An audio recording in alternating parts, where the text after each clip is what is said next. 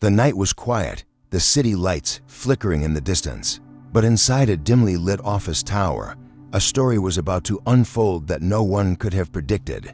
A story that would prove how fate sometimes hides extraordinary power in the most unexpected places.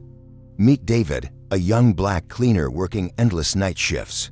To most people, he was invisible, a man sweeping floors, wiping glass, and collecting trash. But what no one knew, not even the millionaire who owned the building, was that David carried a secret. Beneath the uniform, behind the mop and bucket, was a mind burning with ambition, knowledge, and dreams far too big for the world to believe. Tonight, those dreams were about to be discovered and challenged.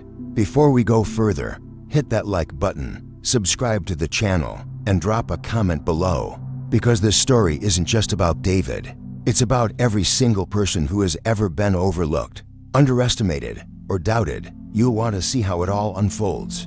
Every evening, while the city prepared for dinner or rest, David clocked in. The office floors stretched wide, empty and silent, except for the echo of his footsteps and the rhythmic swish of his mop. But unlike other cleaners who might hum a tune or rush through their shift, David carried books. Not just any books, economics, business strategies, and leadership case studies. Pages filled with complex graphs and theories that most business students struggled to understand. He had no fancy desk, no bright lamp, only the dim glow of a flickering hallway light and the heavy scent of disinfectant in the air. He would spread his books out on the cleaning cart, balancing them between bottles of polish and trash bags, flipping pages in the quiet of the night. Why? Because knowledge was his escape. The world saw him as a cleaner, but he saw himself as something greater. His mother had once told him, "David, you may have to work twice as hard to be seen. Once, but never stop learning, because one day it'll be your key." And so, he studied in silence, writing notes in the margins, whispering formulas under his breath. His co-workers sometimes laughed at him. "Man, why you reading that stuff? You ain't ever gonna be one of them." David just smiled and kept reading. He wasn't studying for approval. He was preparing for opportunity. But opportunity never announced itself. It came suddenly, without warning. Richard Sterling was a man of wealth and power, a millionaire whose name opened doors and whose empire reached across industries. He was the kind of man people noticed the moment he entered a room. One night, restless and unable to sleep, Richard returned to his office tower. He expected emptiness, just the hum of the elevators and the glow of city lights through glass windows. Instead, he heard something unusual, the soft rustle of pages, the low murmur of a voice reciting ideas. Curious, he followed the sound down the corridor, and there he saw him, David, hunched over the cleaning cart, a thick economics book open in front of him, scribbling notes with intensity. His uniform was faded, his hands rough from labor, but his eyes, they burned with focus. Richard's first reaction was irritation. "What on earth are you doing here?" he demanded, his voice sharp. David jumped, nearly dropping his pen. "Yes, sir, I was just..." "You're paid to clean, not to play professor," Richard cut in, his tone laced with contempt. The silence that followed was heavy. For most men in David's position, this would have been the end of the conversation. Apologize, pack up the books, and hope not to lose the job. But David, trembling though he was, refused to back down. His voice cracked, but carried strength as he replied, "Sir, I did clean.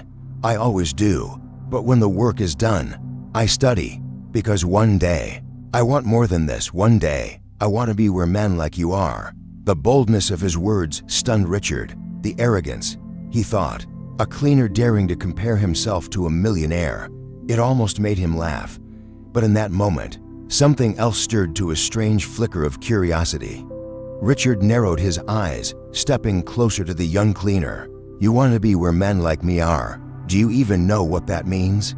David straightened his back, clutching his pen like a sword. His hands shook slightly, but his voice was steady. "It means power, yes, but it also means responsibility. And I believe knowledge is the path there." Richard almost scoffed. "Knowledge? You think reading a few books between mopping floors makes you fit for boardrooms and million-dollar deals?" David's throat tightened. He wanted to explain that he had been studying for years, that he sacrificed sleep and comfort just to grasp concepts most would never attempt. But he also knew that no matter what he said, Richard might never see beyond the uniform. Still, David spoke. "Sir, I know I don't look the part, but I've read your books. The biography written about you, I've studied it cover to cover. I know about your first failed investment in real estate. I know how you bounced back by diversifying your portfolio. I admire that. But I also know your story wasn't built on luck. It was built on risk, persistence, and belief." The room fell silent. Richard froze. How could a janitor know about those early failures? Things he rarely discussed in public. His irritation wavered into suspicion. Who was this young man? But pride was a powerful shield. "Even if you've read my story, you'll never live it." Richard shot back. "There's a difference between theory and practice. And men like you don't get the chances men like me do." Those words cut deep, but David didn't flinch. He met Richard's gaze and said, "Maybe so. But if no one gives me a chance, I'll create my own. Because dreams don't stop at doors. They find windows." Richard leaned against the polished table, his sharp eyes scanning David as though trying to read him like one of his business reports. Something about this young man unsettled him. He wasn't groveling, wasn't begging. He was defiant, and Richard, though reluctant to admit it, respected defiance. "All right," Richard said slowly. "Let's put your little dream to the test." He pulled out a notepad from his briefcase and scribbled a complex financial problem, one involving market projections, supply-demand shifts, and capital allocation.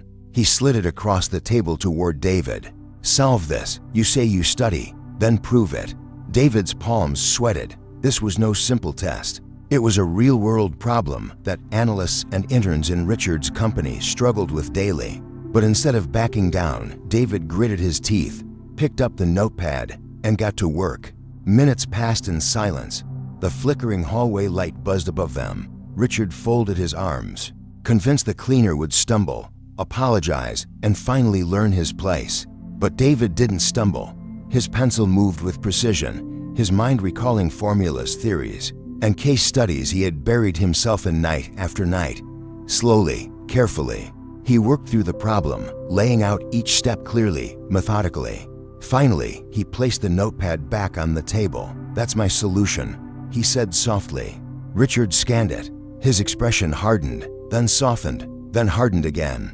To his disbelief, the solution was correct, not perfect, perhaps, but far better than he had expected. "Who taught you this?" Richard demanded. David lifted his chin. "I taught myself."